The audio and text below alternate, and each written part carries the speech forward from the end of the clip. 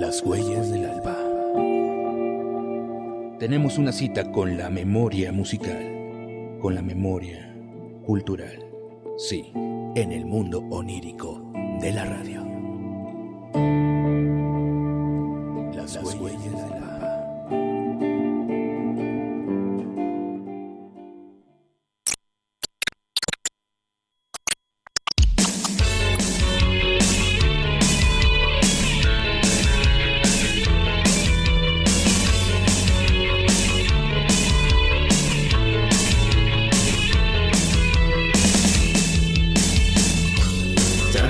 Cosas en la mente me aterran.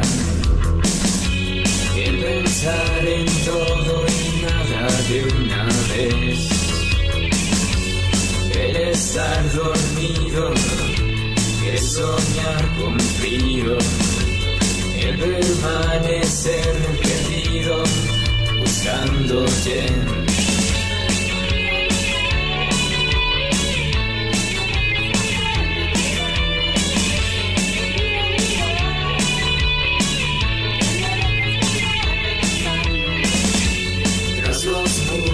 De mi casa tan fría que puedo pensar en algo para hacer calor. El moverme me hace titubear y dudar, pero esa imagen no se irá jamás.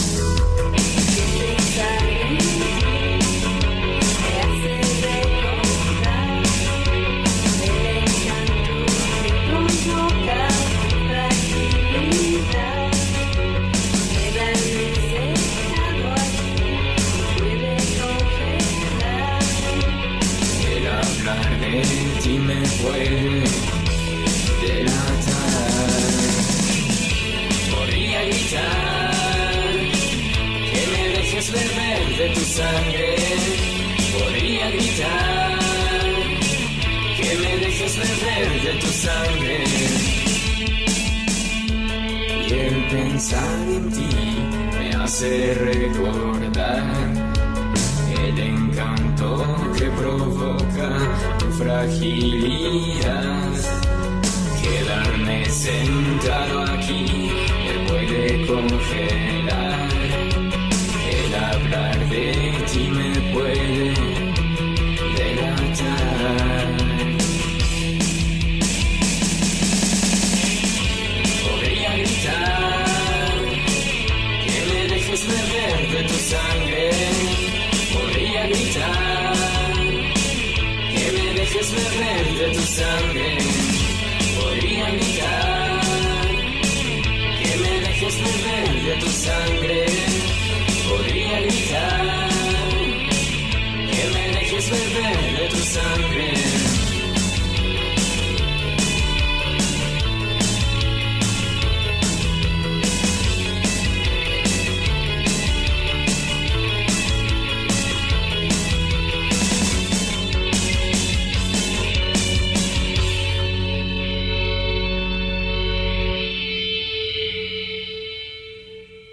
Las huellas del alba en el mundo onírico de la radio. Bienvenidas, bienvenidos a este día, a esta tarde, mejor dicho, noche ya casi, de la diosa Juno. Hoy, 8 de junio de este año 2024, y es un gusto para un servidor, Alex Salamandra, hacerle la invitación a que abramos juntas y juntos esa puerta a la actividad más bella del universo, que es la expresión. Y como lo prometido es deuda, recuerdan, amigas y amigos, que cuando estuvo nuestra invitada, la última ocasión que nos visitó, y su programa que versó sobre derecho romano, tuvo un impacto, tuvo una resonancia en las personas que la estuvieron escuchando. Y desde luego en ese momento ver toda esa actividad, toda esa travesía que ocasionó en sus mentes y sobre todo, insisto, la respuesta que tuvimos con ustedes, nos comprometimos a invitarla nuevamente para que ella tratara de un tema importante, fundamental para que nosotros entendamos lo que es el derecho romano o que continuara propiamente esa explicación.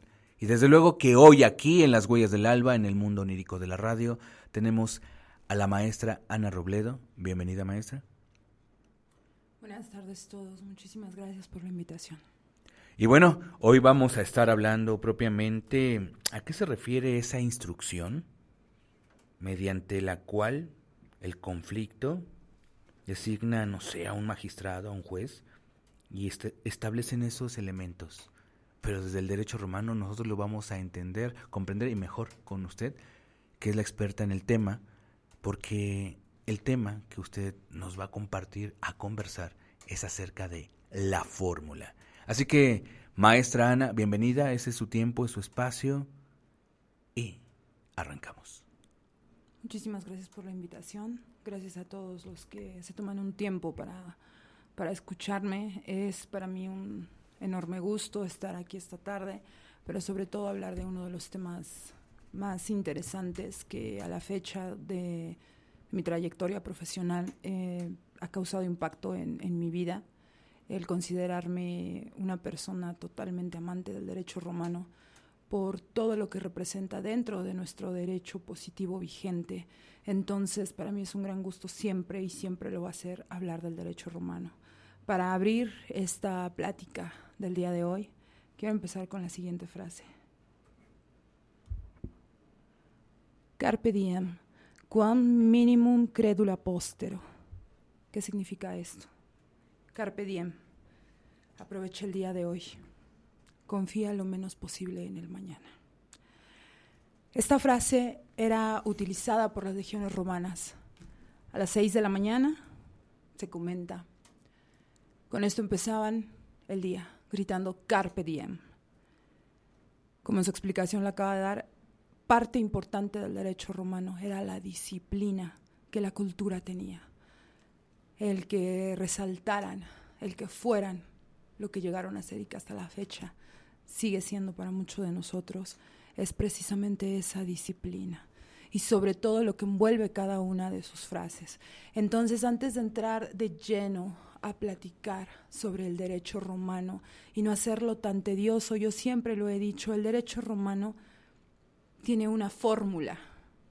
Por supuesto, hablando de la fórmula, que es la tatarabuelita de lo que hoy en día conocemos como demanda, pero en específico a esa fórmula que se siguió para que llegara a ser el imperio romano que llegó a ser.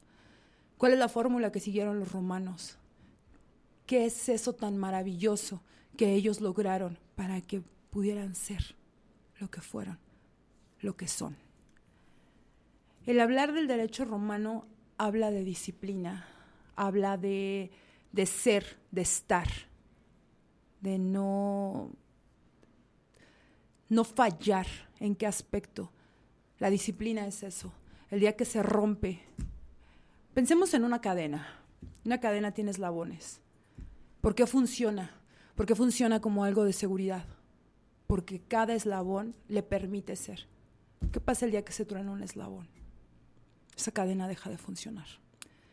Por tanto, la disciplina tiene que ser, el día que deja de ser, estamos en un problema. Voy a mencionar otra frase de Marco Aurelio, un emperador, que fue relevante por su pensamiento. Ese pensamiento que tenía Marco Aurelio durante el imperio fue, yo creo que uno de los mejores, a título personal, habrá quien tenga otros favoritos, sino es que el mejor de los mejores emperadores romanos.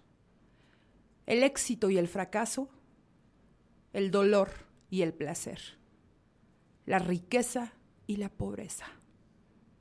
Todas estas cosas le ocurren a las personas buenas y a las personas malas.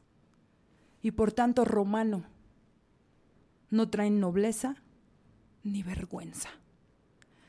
Yo creo que este tipo de frases sí nos permiten hacer una introspección, insisto, para entender por qué Roma llegó a ser, o el imperio romano llegó a ser. El trabajar sobre esto, y me recuerda mucho una frase que yo también utilizo mucho con mis estudiantes, que las derrotas no se te vayan al corazón, ni los triunfos a la cabeza. porque eso nos nubla la razón. ¿Cómo ves? Maestra, excelente entrada, sobre todo hablar a través de esta sabiduría que persiste a lo largo del tiempo, de los siglos, de los milenios, y hablar propiamente del derecho romano, e iniciar con toda esa manera de entender el por qué llegó a ser el Imperio Romano, y que hasta ahora, insisto, tenemos ese legado. Y antes que inicie esta charla, esta conversación con el público, la audiencia, me gustaría hacerle una pregunta. ¿Por qué nosotros, de hecho fue algo pendiente en el anterior programa, ¿por qué nosotros decimos que tenemos un sistema neorrománico? ¿Qué tanto es cierto? ¿Es verdad solamente el nombre o realmente es un sistema vigente, nuestro derecho, y se le llama así porque, pues sí, consiste en seguir todo esto que dejó el Imperio Romano, la República, etcétera? ¿O no? No, fíjate que está súper interesante tu pregunta. Para ahondar en el neorrománico tendríamos que entender primero el derecho romano. Entonces, el tiempo no nos permite. Por supuesto que está vigente, es a posteriori. Nuestro programa habla precisamente de dónde surge el derecho romano. ¿Cómo le podemos llamar? Depende de los autores, insisto, el derecho romano es vasto. A título personal vamos a abarcar lo que fueron los inicios y lo que perfila o lo que nos da a nuestro derecho positivo vigente. Entonces, ¿desde qué aspecto lo vamos a abarcar? ¿Desde el nacimiento de Roma? No, porque como bien acabas de comentar, en un programa pasado hablábamos precisamente de la monarquía, hablamos de la república, y justamente cuando llegamos al imperio, tengo por ahí recuerdo que fue cuando el tiempo nos apremió y concluimos. Entonces ya no pudimos hablar como a fondo de todo aquello que trae a nuestra cultura, todo aquello que nos permite las palabras, las formas. Hoy vamos a hablar igual en términos generales, porque si no, no nos permitiría, el tiempo nos va a premiar, aspectos relevantes. ¿Por qué motivo? Porque tu programa está dirigido a todo público. Y yo quiero que todo público nos comente, que se interese por el derecho romano, porque forma parte de nuestra cultura. Desde palabras, de hecho hoy vamos a hablar del matrimonio, vamos a hablar del divorcio, porque también por ahí quedó pendiente algo del matrimonio, que a la fecha, ¿no? Yo creo que nos suena esa separación de bienes o sociedad conyugal. ¿De dónde vienen estas dos vertientes? ¿De dónde vienen estas dos aristas? Entonces vamos a mencionar todo eso, si tú me lo permites, y también quiero recomendar un libro para todos los que nos están viendo, y por supuesto vamos a hablar de quién fue el autor. Vamos a tocar esas pequeñas partes que en clase no se toman, porque en clase ya es más riguroso el asunto. Adelante, maestra. El libro que les quiero recomendar es el siguiente. Editorial Porrúa. Es de Tito Livio, Historia Romana. Para nosotros, los romanistas, el hablar de Tito Livio es hablar precisamente de ese historiador romano. Si ustedes están interesados en saber de la historia de Roma, pero no en esa historia cerrada, yo siempre les he comentado a mis alumnos, siempre hay que preguntar, hay que tener nosotros esa crítica. Si a mí me llamó la atención cierto tema, investigar sobre ese tema. Y qué mejor con el mejor historiador sobre el derecho romano, que es Tito Livio. Entonces, totalmente recomendado este libro. Ya voy por la segunda vuelta. ¿Por qué motivo? Porque un libro es, híjole, cuando son maravillosos y cuando nos gustan tanto, yo creo que es leerlo una vez y leerlo otra vez, porque de pronto se nos escapa algo. Entonces, esta tarde quería compartir con ustedes la recomendación de este libro, porque habla en términos generales del derecho romano. Incluso nos menciona, no quiero dar spoilers, pero menciona muchas otras características que de pronto se pueden escapar en una clase de derecho romano, y para todos aquellos que son amantes de la historia, yo estoy segura que les va a encantar. Adelante, maestro. Me encantaría empezar con Justiniano. Vamos a hablar de Justiniano. ¿Quién fue Justiniano? ¿Por qué es tan relevante dentro del derecho romano Justiniano? Justiniano asciende al trono en el año 527 después de Cristo. Concluye en el año 565 después de Cristo. ¿Por qué? Yo estoy segura que de pronto por ahí han visto muchos, no le voy a decir imágenes en internet, donde hablar de derecho romano es hablar o es un sinónimo de Justiniano, como que se encasilla ahí. ¿Pero por qué motivo? Justiniano lo que hizo fue la Gran Reforma Romana. La Reforma Romana consiste en reunir, concordar y codificar todo el acervo jurídico romano existente hasta la fecha.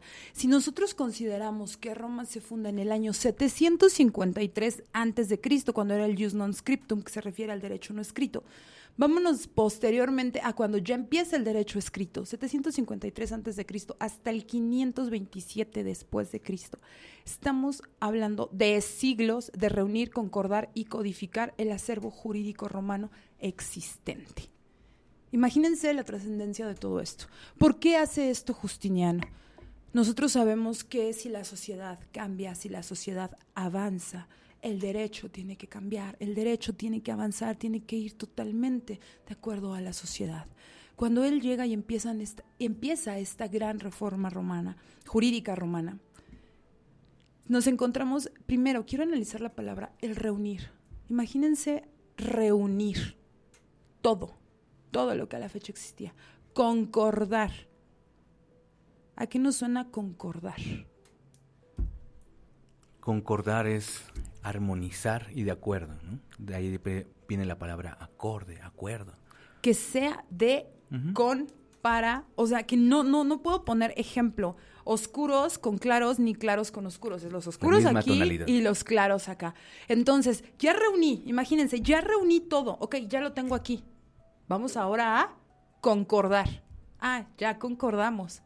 Ahora vamos a codificar. Y estamos hablando de que fue entre aproximadamente, él asciende al trono en el 527, posteriormente en el 533, ya teníamos todo realizado. ¿En cuántos años se hizo? Para eso, junto a un gran equipo de trabajo, yo tampoco malentendamos que él solo llegó y lo hizo, por supuesto que no. Sabemos que para que las cosas funcionen se necesita un buen equipo. Y me imagino que él cuidaba mucho de su equipo. Cuando se valora al equipo, el equipo trabaja bien. Si no se valora, palabra mágica, si no se valora al equipo, empezamos a tener ahí ciertas situaciones que no hubiera funcionado porque ya no está contento el equipo.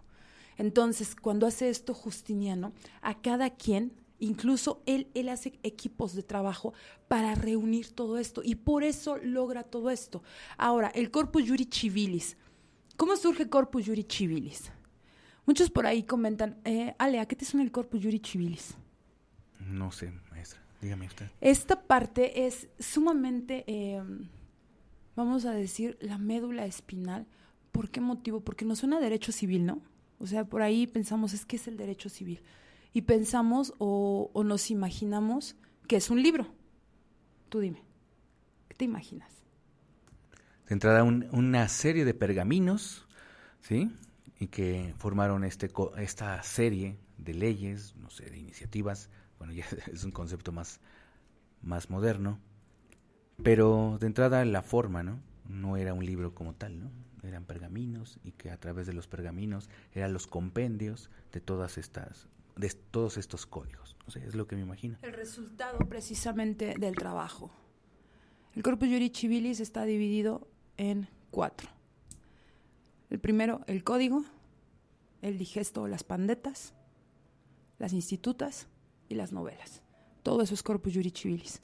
Porque de pronto por ahí sondeando o platicando, la mayoría tiene como la percepción de que es un libro de leyes. Y este está conformado por estos 4. El código, esta primera parte, precisamente fue donde se reunieron todos los códigos anteriores a que llegara Justiniano, entre ellos el código gregoriano. Entonces, cuando llega y se empieza a reunir, nos surge el código. Posteriormente tenemos las pandetas o el digesto, que muchos confundimos o que se piensa que el digesto nada más es lo mismo o no es lo mismo, porque forma parte de, pero no es al 100%, por lo que habíamos comentado ahorita.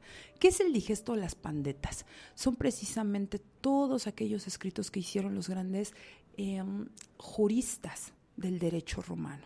Ahí es donde los encontramos. Vamos a hablar de Papiniano, vamos a hablar de Modestino, vamos a hablar de Paulo, vamos a hablar de Gallo. Ahí se encuentran contenidas todas sus grandes obras en el digesto. Posteriormente nos encontramos con las institutas. Esta parte a mí también me gusta renombrarla mucho porque las institutas hace referencia al estudio y enseñanza del derecho. O sea, vean esta magnificencia que él hizo, estudio y enseñanza del derecho. ¿De qué manera vas a estudiar el derecho romano? ¿De qué manera vas a enseñar el derecho? Es tan relevante para nosotros, es tan importante que voy a dedicar una parte para el estudio y enseñanza del derecho. Concluimos con las novelas. ¿Qué son las novelas? En la parte de las novelas encontramos a las constituciones imperiales. Todas las constituciones imperiales las encontramos precisamente en las novelas. ¿Qué son las constituciones imperiales? Seguramente nos preguntaremos. Digo, y sin entrar no quiero tornarlo como si fuera una clase de derecho romano, porque no quiero que sea tedioso para ustedes, todo lo contrario, quiero que disfruten, que sea como una plática de cultura general. Pero las constituciones imperiales eran precisamente aquellas leyes que emitían únicamente los emperadores, porque recordemos que en el imperio absoluto, ahí es cuando empieza un cambio. Entonces ellos emitían sus constituciones imperiales y Justiniano las reúne en las novelas. Muy interesante, maestra. ¿Cómo ves? Partiendo de esta plática, vamos ahora sí a hablar de la persona. ¿Quién era la persona en Roma? Para empezar, yo siempre lo digo en mi programa, en Hecho y Derecho, que todo parte del respeto. El respeto, y que lo vemos desde un punto de vista totalmente académico, sin entrar en situaciones delicadas o difíciles, no, todo es desde un punto de vista académico, porque recordemos que lo que hoy día tenemos, o sea, estamos hablando de Roma siglos antes del nacimiento de Cristo, primeros siglos después del nacimiento de Cristo, estamos 2024 años después de, entonces para nada podemos comparar, estamos hablando de una sociedad totalmente distinta a la que tenemos hoy día, por lo tanto es con total respeto y visto desde aquí. ¿Todos eran considerados personas en Roma? La respuesta es no. No todos eran considerados personas en Roma. Para ser considerado una persona en Roma se necesitaba de 3 estatus. ¿Cuáles eran estos 3 estatus? El status civitatis, status libertatis y el status familia. ¿En qué consiste cada uno de estos? ¿Y qué pasaba si no tenía uno de ellos? O disminuía, ahí no sé si has escuchado el término la capitis de minutio, que es viene de la palabra cabeza, que hablaba de la persona y que disminuía su capacidad. O sea, desde ahí vemos, insisto, las palabras que tenemos hoy día, disminuía la capacidad. O sea, que ya no soy yo persona al 100%, me refiero a persona a civil. ¿Soy considerada una persona dentro del derecho civil? Claro que sí, siempre y cuando cuentes con estos 3 estatus. Es que no tengo el estatus familia, qué pena contigo, serás lo que quieras menos una persona. Necesitas reunir los 3 estatus, porque si no, entonces ya viene ahí la capitis de minutio. Interesante. Quiero leerle 3 mensajes que tiene de la audiencia, sobre todo porque sé que para ustedes es importante el público. Los manda Arlet Vega, dice que hermosa. Me encanta todos sus videos, y dice también, muchísimas gracias por compartir su conocimiento, sabiduría, la mejor en hablar en latín. Muchísimas gracias. A todos que se dieron un tiempo de estar aquí en esta tarde lluviosa, porque vaya que llovió fuerte. Entonces, muchísimas gracias por tomarse el tiempo de escucharme. Me hace sumamente feliz, y ustedes lo saben porque lo he compartido en clase, independientemente de que no les dé derecho romano, ustedes saben que indiscutiblemente, por una u otra razón, saco locuciones latinas y empiezo a hablar en latín, ¿no? Entonces, muchísimas gracias por sus comentarios. Adelante, maestra. ¿Cuál tema te interesó, Ale? Por favor. ¿Cuál tema te interesó? Digo, para centrarme sobre ese. ¿De cuál de los 3 estatus quieres que empiece a hablar? Los 3, está perfecto. Si nos da tiempo, ¿pero con cuál problema. empezamos?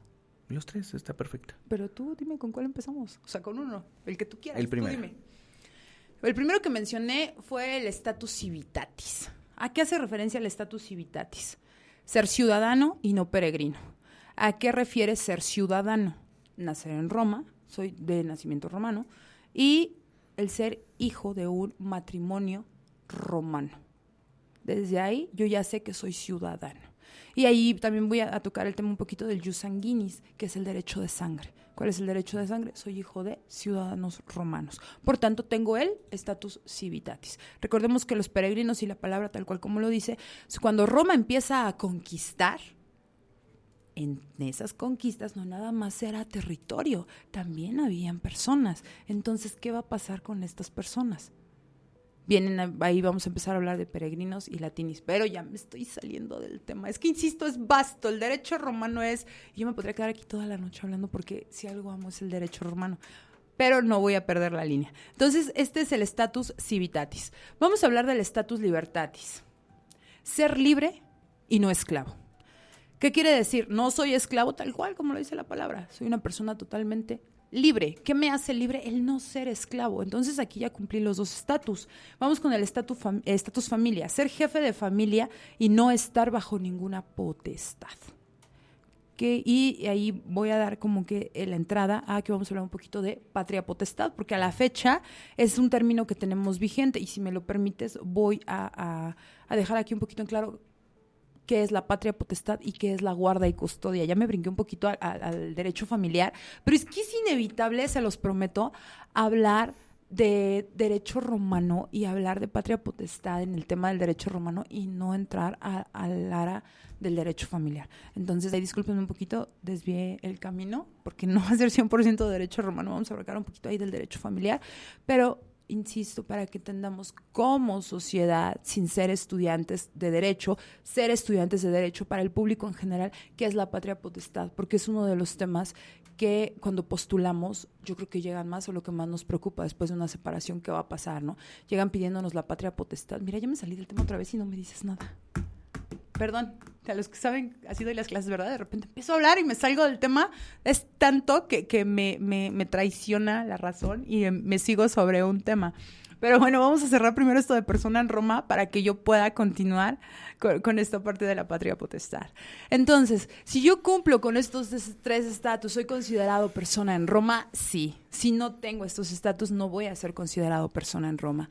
Aquí es importante aclarar que los esclavos eran considerados cosas. Los esclavos eran considerados tal cual como una mesa, tal cual como una silla, eran considerados cosas y le pertenecían a aquella persona que lo hubiese comprado o demás. Aquí hay una parte muy importante, que ellos podían obtener su libertad, sí podían obtener su libertad, pero ¿quién era la única persona que la podía conceder? El dueño. Vamos a pensar que ya se había pactado una libertad. Vamos a pensar que se pactaron a 7 años de trabajo. Se cumplían estos 7 años. Imagínense que el esclavo le decía, yo deseo mi libertad, y el dueño, el romano, le hacía el comentario, sí, claro, ¿qué te parece? Trábajame 7 años. Durante 7 años que yo nada más te dé de comer, ¿no? O sea, y dónde dormir. Se cumplían esos 7 años, y si el dueño le decía, ¿qué crees? Otros 7 años. Se tenía que aventar otros 7 años. Para que veamos la magnitud, digo, con este ejemplo, la magnitud de lo que era ser esclavo en Roma. Entonces, partiendo del status familia, hablamos que aquella persona que no está sometida a ninguna potestad. Y esto nos hace hablar de la patria potestad.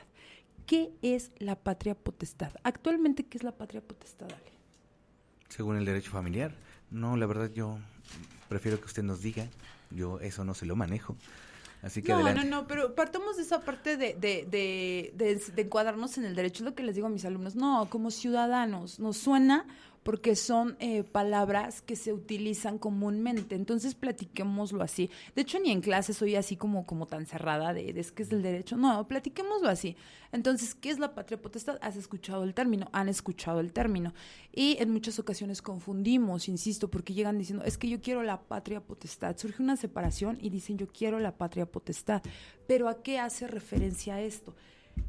En Roma pertenecía al jefe de familia. qué era el sui juris, porque ahí dividimos entre el sui juris y el alieni juris.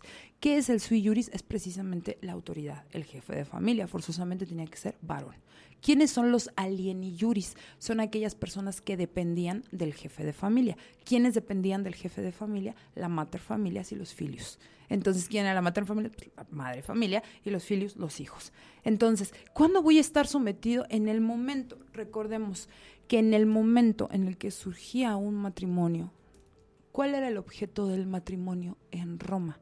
La procreación. Ese era el objeto del matrimonio en Roma. Y de ahí, insisto, vamos a seguir abarcando el derecho familiar, que venga que inicialmente en un matrimonio era importante el concebir hijos. ¿Estás de acuerdo conmigo? En un inicio. En la actualidad, ya no. En la actualidad, insisto, la sociedad va cambiando y se respeta el pensamiento de la sociedad. Al surgir este cambio, entonces nos encontramos con que ya no es tan necesario. Dentro de la patria potestad, ¿qué hacía el pater familias? ¿Era el dueño absoluto de todo? Sí. El pater familias era precisamente quien tomaba las decisiones sobre la familia, pero no solamente sobre los integrantes de la familia, también tomaba las decisiones de las propiedades. Vamos a pensar que uno de sus hijos, mientras no estuviera emancipado, él trabajaba y él percibía un sueldo. El sueldo se lo quedaba el pater familias, porque todavía pertenecía a lo que era que estar bajo su potestad. Y yo sé que de pronto de ahí me gusta hacer el comentario de pronto en clase de Derecho Romano. ¿Has visto la película? Digo, con todo respeto, no nos bajan, ¿verdad? Ay, sí, por estar mencionando y por estar haciendo publicidad, La oveja negra de Pedro Infante. No. Esa película retrata totalmente la civilización que teníamos, el respeto que se le tenía al padre. Es una película súper emblemática y siempre la pongo de ejemplo para platicar en derecho romano. ¿Por qué se le tenía tanto respeto al padre? Y lo platico en clase. En muchas ocasiones en aquel tiempo el padre decía, comemos a las 5 de la tarde. Pero es que yo tengo hambre, insisto, con todo respeto, y estamos hablando por generaciones. Yo tengo hambre, son las 3 de la tarde y yo tengo hambre, qué pena contigo, ya dije que se come a las 4 y a las 4 se come. Y se respetaba, y nadie decía que no, se respetaba el pater familia, se respetaba esta autoridad.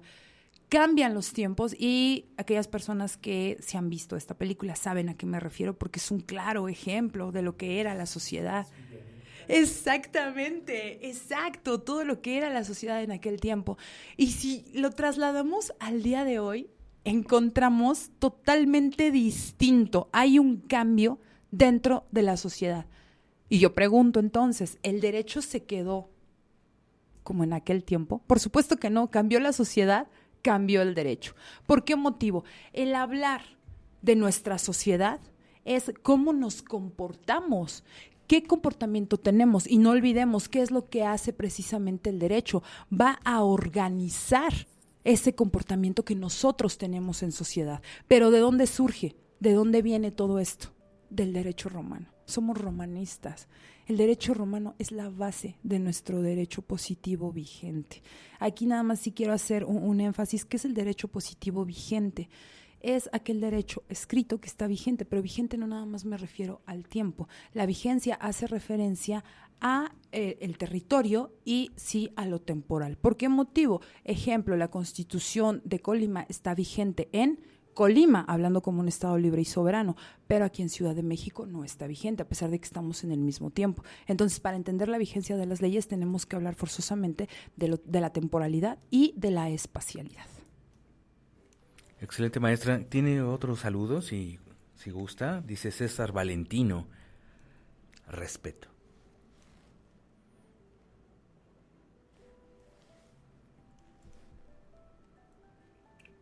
César Valeriano. Perdón, César. ¿Ese fue el comentario? Sí, ese es el comentario que se lo estoy compartiendo desde su audiencia. Valeriano, no entendí. Ya lo ubiqué, ya tuve la fortuna de darles clase en primero. Muchísimas gracias por tomarse el tiempo por escribirnos, de verdad, mil gracias, y sobre todo que estén interesados, que estén aquí al pendiente, de verdad, muchísimas gracias. dentro de todo de este tema, insisto, es relevante porque tenemos que entender de dónde viene lo que hoy día tenemos. Vamos a hablar ahorita un poquito del matrimonio. En la actualidad nosotros sabemos que el matrimonio lo encontramos en sociedad conyugal y separación de bienes, pero por supuesto viene también del derecho romano. Entonces, hablando del derecho romano, tenemos el matrimonio quium manu y el matrimonio sin manu. El matrimonio quium manu hace referencia, para que lo relacionemos, a lo que hoy día conocemos como la sociedad conyugal, y el sin manu hace referencia a la separación de bienes. ¿Por qué motivo? Dentro del derecho romano, si era un matrimonio quium manu, la mujer entraba a la familia de la persona con la que se iba a casar como hija y como hermana. De ahí viene que también dentro de nuestras tradiciones siempre se le daba como que ese privilegio o lugar a la mujer después de que ocurría un matrimonio. En el matrimonio sin manu, que vamos a relacionarlo un poquito con la separación de bienes, no entraba o no se veía tanto hacia la esposa porque precisamente había esta separación. Entonces de ahí encontramos el que tengamos ese origen de sociedad conyugal y separación de bienes. Y también aquí hacer un énfasis. Por favor, si van a contraer matrimonio, es muy importante que visiten a un abogado. ¿Por qué motivo? Para que les explique todos los alcances legales de una separación de bienes o de una sociedad conyugal, que es la que ustedes van a contraer al momento de contraer nupcias. Y hablando de la palabra nupcias, también viene del derecho romano, que es la justa nupcia. Precisamente esa convivencia, eso que se iba a dar dentro de la familia romana, lo que iba a dar a la familia romana. ¿Por qué era tan importante el matrimonio en Roma? Como ya lo comenté, el origen era precisamente la procreación, el tener hijos. ¿Qué pasaba si una mujer no tenía hijos? Pensemos que ya ocurrió un año de matrimonio y la mujer no logra quedar embarazada. Partiendo de este aspecto, que es la procreación, ¿qué sucedía entonces con esta mujer? ¿Se podía disolver el matrimonio? Claro, era uno de los motivos, pero sobre todo era repudiada, porque el origen inicial era precisamente, la palabra matrimonio viene de matriz. Entonces es matrimonio, matriz, es cuidar la matriz. Por ahí ciertos, insisto, no estamos hablando de un solo autor, no, pues sería imposible cerrarnos a un concepto. Aquí tenemos que mencionar de grandes autores, tenemos que mencionar de todo el conocimiento que envuelve el derecho romano para conformar precisamente y hacer una esfera de conocimiento, pero de diversas fuentes. No podemos cerrarnos a una fuente, tenemos que tener diversas fuentes para poder abarcar el tema tal y como debe de ser. Entonces, hablar del matrimonio es precisamente esto. Y entramos al tema del divorcio. ¿Cómo ocurrían entonces los divorcios en Roma? Sí se podían dar, por supuesto, y el objeto principal era que no se estaba cumpliendo, ¿qué? El objeto del matrimonio. Ese era uno de los principales. Pero quiero hacer mención de uno, que es el divorcio bona gratia. ¿Qué es el divorcio bona gratia? Es aquel que precisamente se daba por factores externos al matrimonio. Y uno de ellos era precisamente, si partimos de que el objeto del matrimonio era la procreación, ¿qué pasaba si el varón no podía mantener relaciones sexuales con la mujer? Ocurría y era un motivo suficiente para que se diera el divorcio, porque entonces no se iba a poder procrear. ¿Por qué es importante esto y por qué era tan importante para Roma? Porque cada hijo de un matrimonio romano daba un ciudadano romano y cada ciudadano romano iba a enaltecer a Roma. Por tanto, era sumamente importante, y ahí hablamos también del jus sanguinis, el derecho de sangre, el traer sangre romana, el todo lo que representa. ¿Para qué? Precisamente para que Roma creciera. Entonces, ¿en qué momento empieza el declive de Roma? ¿Cuándo se da? ¿Por qué? Yo creo que a la fecha todos pensamos en Roma y nos imaginamos ese vasto imperio, esa maravilla que fue, esas grandes construcciones. Y de hecho, ahorita me estoy acordando, antes de entrar ahora sí a lo que es la fórmula, quise empezar esta primera parte del programa hablando de la fórmula, lo que hizo la fórmula de llegar a ser el Imperio Romano. Ahorita vamos a hablar de la fórmula dentro del procedimiento formulario. ¿Qué sucedía entonces? Hay varias frases que a la fecha seguimos utilizando. Estoy segura que de pronto has escuchado, todos los caminos llevan a Roma. ¿Te suena esta frase? Claro que sí. ¿Y qué te dice esta frase? Inmortalizada en una canción de Aute. Pero bueno, regresando al tema, pues todos los lugares del mundo, en ese tiempo, pues conducían a la capital del gran imperio, ¿no? Precisamente surge por esto, por esas grandes y vastas construcciones que se dieron dentro del comercio, dentro de todo lo que representaba Roma. Se hizo posible que todos los caminos llevaran a Roma. De ahí, del Imperio Romano, del derecho romano, vienen muchísimas frases que a la fecha seguimos utilizando, frases que a la fecha posiblemente nos suenen y no. Para hablar del derecho positivo vigente, es muy importante hablar de la justicia. ¿Qué es la justicia? Cada quien tendrá concepto actual, cada quien tenemos nuestra idea de justicia, pero sabemos que es sumamente indispensable hablar de justicia y pensar en el derecho. La justicia es la constante y perpetua voluntad de dar a cada quien lo que le corresponde. Y esto se lo debemos a Ulpiano, Domicio Ulpiano. Entonces, ahí es donde entramos y me gusta a mí mucho hacer reflexión con mis alumnos, porque dice, es la constante y perpetua voluntad de dar a cada quien lo que le corresponde. Constante y perpetua, siempre y para siempre. Pero ¿cómo sabemos qué le corresponde a cada quien? ¿Cómo sabemos cuando se va a hacer justicia qué sí le corresponde y qué no le corresponde? Como ciudadanos pensemos, porque hemos escuchado de leyes, de pronto sabemos, vamos a hablar de un poquito de derecho penal. Decimos, no es justo o sí es justo, ¿no? Es como la palabra favorita. ¿Se hizo justicia o no se hizo justicia? O a veces decimos, ¿cuál es la mínima? ¿Cuál es la máxima para cierto delito? No estoy de acuerdo. Eso no es justo. Regresemos al origen, constante y perpetua voluntad de dar a cada quien lo que le corresponde, por siempre y para siempre. Hablar del derecho penal es cómo se va a ver esta medida de la pena o demás, es precisamente por aquello de o daño causado o lesión causada al bien jurídico tutelado. Pero ya eso es parte de derecho penal y se tiene la premisa...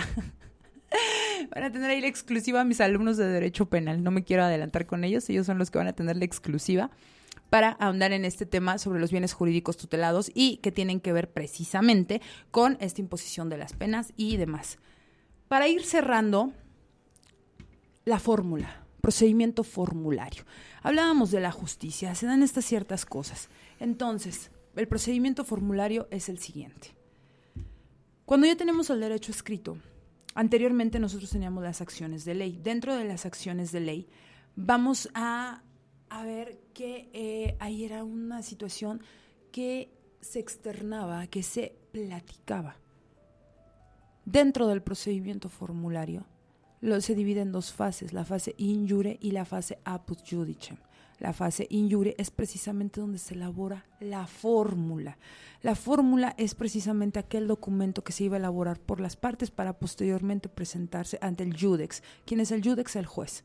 Y hacerle saber y formular la pretensión, lo que hoy en día nosotros elaboramos en las demandas. Dentro de cada demanda hay una pretensión. Vamos a hablar de un divorcio incausado. ¿Cuál es la pretensión? La disolución del vínculo matrimonial. Ya no quiero seguir con esta persona a mi lado. Ya no soy feliz, ya no quiero estar con esta persona a mi lado. ¿Es motivo suficiente? Sí, porque usted está externando la voluntad de ya no querer seguir con esa persona. Entonces es su pretensión y está dentro de la demanda, que es lo que les comento. Es la fórmula, es la tatarabuelita de lo que hoy día conocemos como demanda y por eso se llama procedimiento formulario, porque está dentro de la fórmula. Pues entra en la fase in iure. Tenemos la fase apud judicem. ¿De qué nos habla la fase apud judicem? Ya una vez que se elaboró la fórmula, porque también hay excepciones. ¿Cuáles son las excepciones? Vamos a pensar en términos generales, perentorias, y vamos en las excepciones perentorias. Aquí te suena una excepción perentoria. La palabra perentoria viene de perecer, matar directamente la acción. ¿Cuál es la acción que tú pretendes con esta demanda? Entonces se pueden ejercer excepciones perentorias, excepciones dilatorias, la palabra lo dice. Una dilatoria va a dilatar el proceso. No podemos pegarle a la acción, pero va a dilatar el proceso. Extraordinario. Todavía tenemos algún tiempo. Si gusta usted aprovechar 5 minutos. Vamos a cerrar con esta parte que para mí es sumamente interesante. El procedimiento formulario es relevante, por supuesto que es relevante, al hablar de la fórmula, al mencionar que ya después al pasar a la fase apud judicem, ya es la presentación ante el juez. Ya pasó la fórmula, ya hubo una contestación, ya expusieron ambas partes. Bueno, pues ahora vamos a ver qué es lo que opina el juez, y ahí se divide precisamente el ya saber y el aplicar la justicia, que como hablábamos, es la constante y perpetua voluntad de dar a cada quien lo que le corresponde. ¿Qué es lo que usted está solicitando? Pues de acuerdo al derecho vamos a ver qué es precisamente lo que pues le corresponde. De hecho, César Valeriano es lo que comenta, dar a cada quien lo que merece. Muchísimas gracias, Valeriano, por estar al pendiente. Infinitas gracias, Arlet. De verdad también, muchísimas gracias. Pues quiere ir cerrando, maestra, todavía quedan 4 minutos. Agradezco a todos los que de verdad se tomaron el tiempo de escucharme. Agradezco a todos el siempre tener oídos para mis palabras, de una pasión que siento por el derecho, el que yo se los quiera transmitir, el que usted vea al derecho como parte de su vida, independientemente de que va a ser su profesión, que lo vea como parte de su vida. Antes de ser abogados somos ciudadanos. Y cerrar con esto que siempre les digo a todos mis alumnos: sean el abogado que les hubiera gustado que les tocara. Siempre esa firme convicción. ¿Qué abogado quiero ser? ¿Qué abogado voy a ser? El abogado que me hubiera gustado que me tocara a mí si yo necesitara un abogado. El abogado que le hubiera tocado a alguien de su familia, madre, padre, hermano, primo, pareja, el que le hubiera gustado que le tocara. Ese es el abogado que debemos de ser, pero no nada más ya fuera postulando desde el estudio. Pensemos que el que usted esté sentado tomando una clase, el que usted ocupe estos espacios informativos, el que se tome el tiempo de escuchar a las personas que están aquí al frente haciendo alguna exposición, es precisamente para su formación. Y todo esto, poco a poco, paso a paso, cada uno de los pasos que den ustedes es uno y el que sigue, uno, poco a poco. Las frutas necesitan madurar. ¿Qué pasa si usted se come un mango verde? Se lo vemos, ya está ahí, ya le va a causar daño, ¿estamos de acuerdo? Lo mismo ocurre con el derecho. No podemos empezar o pensar que ya podemos sin haber traído todo el conocimiento o todo lo que queramos. Les agradezco infinitamente y siempre, de verdad, si ya tomaron la decisión de comenzar, no desistan. Agradezco infinitamente el haberme escuchado esta tarde. Dice Arlet Vega, es un placer verla y aprender. Gracias, siempre dar lo mejor y hacernos sentir esa pasión e inspiración para vernos así en un futuro. Mi ejemplo a seguir. Ay, Arlet, muchísimas gracias. Palabras que me llenan muchísimo, de verdad, y me hacen el querer seguir siendo y querer seguir dando siempre lo mejor de mí. Y que se los juro que de verdad, aunque quisiera, no podría ser una maestra diferente. Se los prometo y sé de lo que hablo. No podría ser una maestra diferente, dejaría de ser yo. Para mí lo principal, lo más importante son ustedes alumnos, ustedes ciudadanos, ustedes futuros licenciados en Derecho, ustedes abogados. Independientemente de que cada uno de ustedes sabe por qué tomó la decisión de estudiar Derecho, yo veo ahí a la futura sociedad, yo veo ahí a aquellas personas que en un futuro van a estar defendiendo patrimonios, van a estar defendiendo libertades. Y exaltar eso para mí es de vital importancia. Muchísimas gracias por sus palabras. Muchas gracias a la audiencia, desde luego, a las personas que nos compartieron tiempo, espacio, y las demás personas que lo vayan a hacer más adelante, a medida de sus tiempos. Ustedes tienen la última palabra. Hoy, esta tarde, la maestra Ana Robledo nos mostró esa ruta de la pasión que siente ella por el derecho, en concreto de la base que es importante y fundamental para entender lo que es el derecho romano, y también nos compartió ese gusto por leer, ese gusto por entender, comprender, pero sobre todo algo que quiero rescatar y destacar: el placer por enseñar.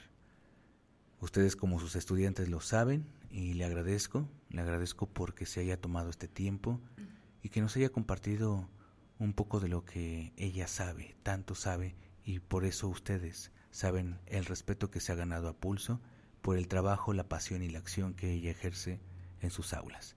Así que muchas gracias, maestra, y en nombre de mi compañero Benjamín, aquí en los controles, esto fue Las Huellas del Alba en el mundo onírico de la radio. Gracias por todo. Hasta siempre. Las Huellas del Alba. Recuerda, el amanecer trae una oportunidad para que tu suerte esté en tus manos.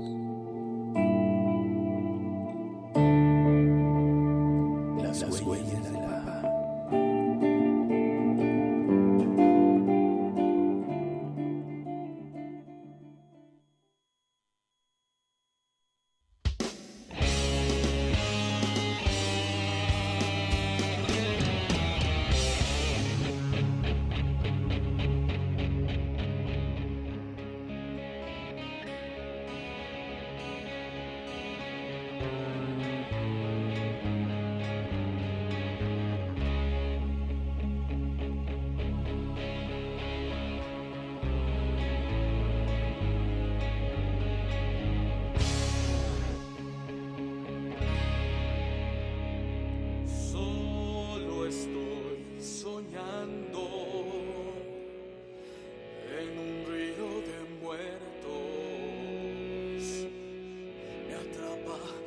Sus adentros, la gran ciudad. La carne de mis ojos, el oro de tus templos, los hijos de la ausencia, la gran ciudad, la gran ciudad. Y si te acercas al fuego verás salamandras volar, vienen sangrando recuerdos y así el sueño llega a su fin. Y si le temes al fuego, y si no